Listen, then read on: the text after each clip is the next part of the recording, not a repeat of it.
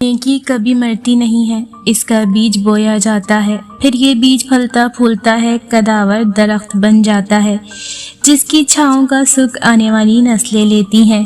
اور ویسے بھی اللہ کی مخلوق کو آپ آسانی دے رہے ہیں تو ہو ہی نہیں سکتا کہ اللہ تعالیٰ آپ کو سوچ، فکر، رزق، عمل اور علم میں آسودگی عطا نہ کرے۔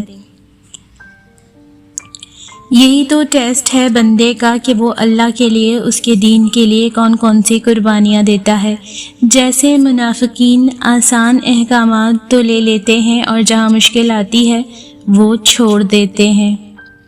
میں ضامن ہوں، رسول اللہ صلی اللہ علیہ وآلہ وسلم نے فرمایا، میں اس شخص کے لیے جنت کے اندر ایک گھر کا ضامن ہوں جو لڑائی جھگڑا ترک کر دے اگرچہ وہ حق پر ہو، اور جنت کے درمیان ایک گھر کا اس شخص کے لیے ضامن ہوں جو جھوٹ بولنا چھوڑ دے اگرچہ وہ ہنسی مذاق ہی میں ہو، اور جنت کی بلندی میں ایک گھر کا ضامن اس شخص کے لیے جس کا اخلاق اچھا ہو۔ اے ابن آدم، ایک میری چاہت ہے، ایک تیری چاہت ہے، بس اگر تو نے سپرد کر دیا اپنے کو اس کے جو میری چاہت ہے، ہوگا وہی جو میری چاہت ہے، تو وہ بھی ملے گا جو تیری چاہت ہے۔ اگر تو نے مخالفت کی اس کی جو میری چاہت ہے، تھکا دوں گا اس میں جو تیری چاہت ہے، اور پھر وہی ہوگا جو میری چاہت ہے۔ آج تک دنیا کسی کی ہوئی ہے جو ہماری ہوگی، دلوں سے انسان نکلتے ہیں تو پتہ چلتا ہے کہ ان کی تو ضرورت ہی نہیں تھی، ضرورت تو اللہ کی ہوتی ہے، جو ہے اور جو ہمیشہ رہے گا۔ کون جانتا ہے دل کی آنچ پر ہم نے آنسوؤں کو پگھلا کر قہقہا بنا ڈالا۔ دوسروں کو مٹانے والے ربڑ کی طرح ہوتے ہیں، گھس گھس کے ایک دن خود ہی ختم ہو جاتے ہیں۔ اللہ سے مانگو، پھر مانگو، مانگتے رہو، وہ دے گا، وہی دے گا، کیونکہ وہی دے سکتا ہے۔ اے دلوں کو پھیرنے والے رب، میرے دل کو اپنی اطاعت کی طرف پھیر دے۔ یا اللہ، جو نعمتیں تو نے ہمیں عنایت فرمائی ہیں ان میں برکت عطا فرما، آمین۔ اصلاح کے 100 الفاظ سے بہتر تجربے کی ایک ٹھوکر انسان کو مضبوط بناتی ہے۔ کچھ باتیں سمجھانے کے بجائے خود پہ بیت جانے پر سمجھ آتی ہیں۔ یہ جو زندگی ہے نا، اس کی مثال سمندر کی طرح ہے۔ ہم انسانوں کو خود کو زندہ رکھنے کے لیے، خود کو ڈوبنے سے بچانے کے لیے ہاتھ پیر مارنا ہی پڑتے ہیں۔ جو تھک گیا وہ ڈوب گیا۔ تکلیف کا کوئی دکھ نہیں ہوتا، دکھ تو اس کا ہوتا ہے جس نے تکلیف دی ہے۔ ساری زندگی دوسروں کو اپنے بارے میں چیختے چلاتے ہوئے، سمجھاتے ہوئے نڈھال ہو کر مرنے سے 1000 گنا بہتر ہے کہ انسان چپ چاپ دوسروں کو سمجھ کر سکون سے مر جائے۔ جس کو آپ کے الفاظ سمجھ نہیں آتے اس پر اپنی آواز ضائع کرنا خود اپنی توہین کرنا ہے۔ ساری عمر اپنے پیاروں کو اپنے بارے میں صفائیاں دیتے گزر جاتی ہے، پھر بھی انسان کسی کو اپنی وفاداری کا قائل کرنے میں ناکام رہ جاتا ہے۔ ایک چپ میں 100 سکھ ہے۔ یہ وہ عظیم سچ ہے جسے کوئی آج سمجھ گیا تو کوئی کل سمجھ جائے گا۔ جب خدا انسان کے نصیب میں کوئی چیز لکھ دیتا ہے تو وہ اس کو ضرور ملتی ہے، لیکن وہ چیز انسان کے پسندیدہ وقت پر ملے یہ بات ضروری نہیں۔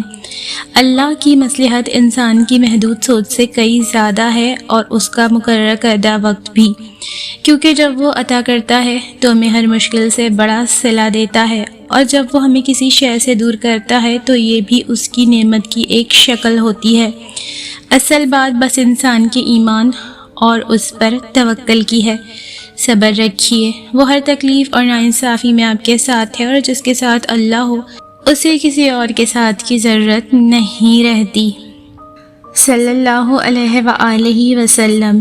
جس دن آپ کو معمول سے زیادہ درود پڑھنے کی توفیق عنایت ہو، اس دن سجدہ شکر یا نوافل ضرور ادا کیا کریں۔ وہ رب پتہ نہیں ہماری کس بات پہ اتنا راضی ہوا اور ہمیں توفیق عنایت کر دی، پھر جب آپ اس احسان نوازش کا شکر ادا کریں گے تو اور برکت نصیب ہوگی انشاءاللہ عز و جل۔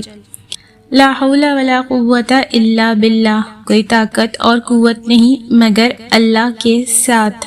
جنت کے خزانوں میں سے ایک خزانہ، لا حول ولا قوت الا باللہ پڑھنا 99 بیماریوں کا علاج ہے، جن میں سب سے ہلکی بیماری غم ہے۔ اللہ کے بغیر نہ کوئی طاقت ہے اور نہ ہی کوئی قدرت۔ یہ کلمہ انسان کے اس یقین کی علامت ہے کہ دنیا میں ہر چیز اللہ کی مرضی اور قدرت سے ہوتی ہے اور بندے کی کوئی طاقت یا اختیار نہیں ہے سوائے اللہ کی دی ہوئی قوت کے۔ اور اچھی سہیلیاں دین میں ایک دوسرے کی مدد کرتی ہیں کیونکہ وہ چاہتی ہیں ہم جنت میں ہمیشہ ایک دوسرے کے ساتھ ہوں۔ وہ دنیا کی رنگینیوں میں کھو کر اپنے رب کو ناراض نہیں کرتی بلکہ وہ ہمیشہ اپنے رب کا قرب حاصل کرنے کی کوشش میں لگی رہتی ہیں۔ اور اچھے دوست ایسے ہی تو ہوتے ہیں جنہیں دیکھ کر اللہ یاد آ جائے، اس لیے ہمیشہ جب بھی دوست بنائیں دین کی بنیاد بنائیں، کیونکہ قیامت والے دن انسان افسوس کرے گا کہ کاش میں اس انسان کو اپنا دوست نہ بناتا، جہنم میں نہ جلتا۔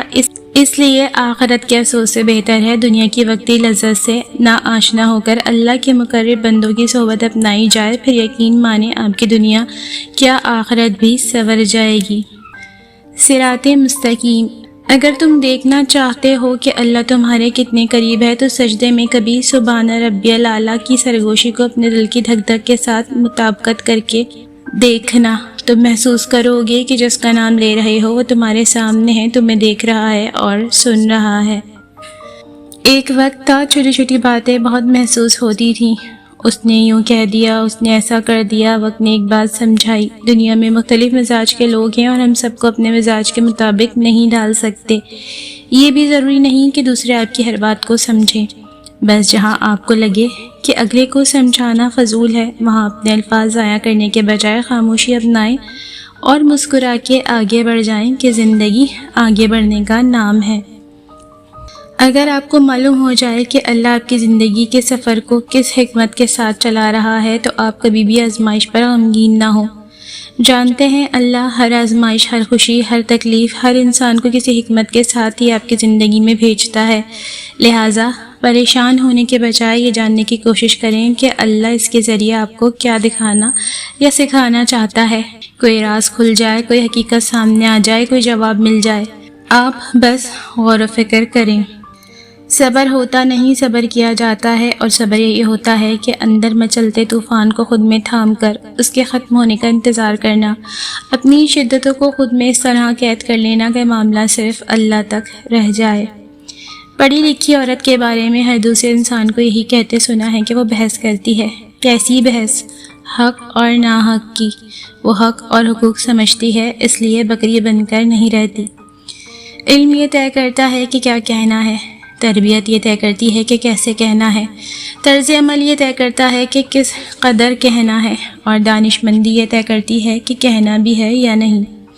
سبحان اللہ، الحمدللہ، لا الہ الا اللہ، اللہ اکبر، لا حول ولا قوۃ الا باللہ۔